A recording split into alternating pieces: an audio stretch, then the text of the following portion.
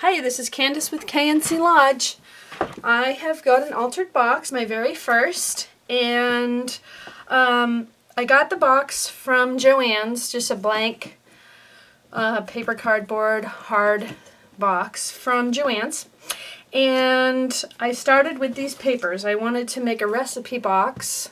This is the DCWV, I think that's called Die Cuts with a View. The botanical stack. And these are some great papers. I like these. And then, because I was making a recipe box, I also picked up this snack stack. Same DCWV. And these papers made it very easy to work on this. I had gotten, over at Your Paper Pantry, I had done a swap of flowers with Lugene. And I wanted to, once I received those, I was really wanting to put this box together because she had given me, in this swap, most of the flowers that are on this cover. So we've got this crocheted flower, this green and orange, this peachy, this one here. These all came from Lugene, and this little green one with the shiny on it. So I wanted to use all of these flowers in this box. So this, I had promised my friend Jan that I would make her a recipe box because hers actually, it was plastic and it broke. So this is actually quite a good sized box. As you can see, my hand doesn't reach all the way across. It's 10 inches by 10 inches, and it's about a little more than 5 inches tall. So it's a good sized box. So I used the papers on the outside of it. I used a little Tim Holtz clip here to give it a little bit of extra. And again, I just used the papers, and this papers were great. I like these. And then this this lace around the edge. This is some vintage lace that I had gotten, and then this green across the top. This is just some trim that I got at Joann's. So it's not vintage or anything, it's new. So there is the box on the outside, and then it just opens up. And again, I just put the papers, cut them to size, and put the papers on. It was pretty easy. This top piece, this was actually a 12 by 12 piece, and I cut it diagonally so that I could fit it in here because I liked all of the pictures and I wanted to fit them all in, so I thought those were really pretty. So there's the inside of the box. Now when I realized that I had made this box and the top was not going to stand open, I got a little bit upset because you got to have two hands to look through your recipes. So what I did was I rigged this on the side here. Let me see if I can show you.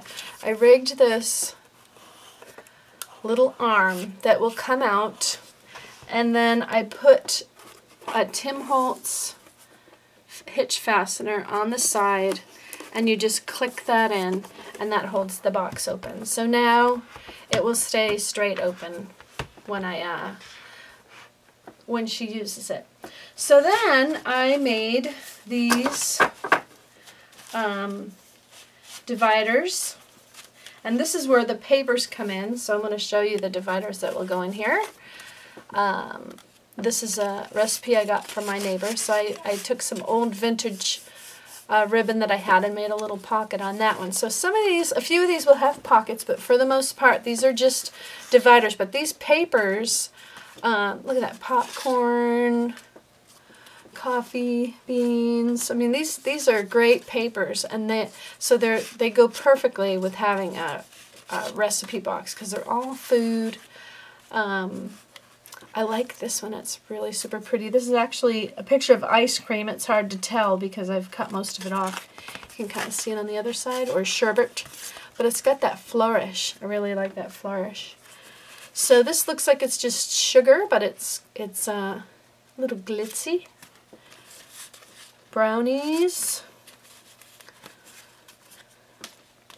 This one I put a piece of ribbon across to just so that she could slide something in there if she wanted. There are a few pockets here, but mostly these are some great. This paper stack was perfect for this. This was probably my favorite one. Take a look at this. It's tomatoes on the vine, as you can see, but the stems are just glittery, and it just really looks, I think it looks much cooler in person than it does on the video, but still, it came out great. So these will go in here. And then I also found some vintage recipe cards, and I found these on eBay, so I just picked these up on eBay to kind of go with this, that she can, so I'm going to include these, and then I have a bunch of tea. Jan likes green tea, so I'm going to fill this with tea before I send it to her. So there's my box, my very first altered box. It was pretty easy, but it was probably one of the quicker things I've made, but I really enjoyed it, especially because I'm making it for a special friend. Jan is a very, very special lady, and I just adore her. So Jan, I hope you like your box, and I hope you get a lot of use. I did want to show you one more thing on the bottom. I papered it, but I also put these big, thick gems on the bottom, so that when you put it down on the counter, it's going to be 1/4 of an inch up off the counter, because you know how when you're working with food things get wet, so that it sort of almost rolls around. So I hope that turns out to be a good thing. And one more thing, check out the little bee. I had to put glossy accents. I used probably 1/4 of a bottle of glossy accents on this. You can count on it to make things stay, so that's why I use a lot of it. So thanks for watching, everybody.